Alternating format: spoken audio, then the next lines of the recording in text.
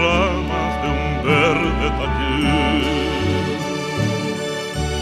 Mi patria se pinta de rosado y blanco cuando la engalana el bello lapacho.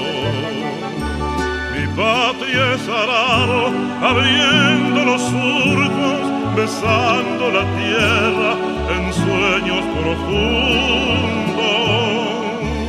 Mi patria es jazmines en noches de estrellas y siempre esperanzas en busca del alba. Ay, mi patria es tan bella. Ay, mi patria es tan bella.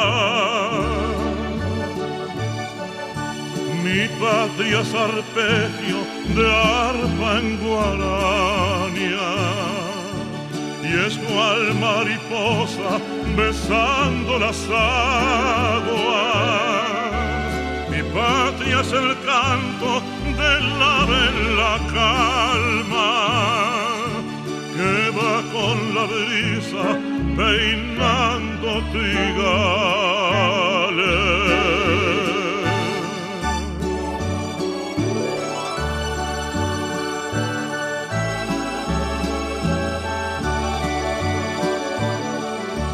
Mi patria no sabe herir al amigo, pero es león rugiente frente al enemigo. Mi patria es yunque y guitarra arado y fusil al hombro sobre sus soldados. Mi patria es historia dignamente heroica de niños, mujeres y hombres con glorias. Mi patria es plegaria elevada al cielo, mi patria es el canto de toda esperanza. Ay, mi patria es tan bella. Ay, mi patria es tan bella.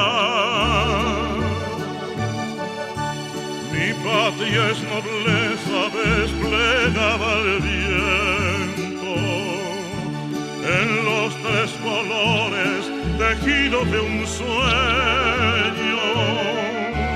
Mi patria es antorcha, es gloria, belleza, aroma, tibieza, mi patria es grandeza.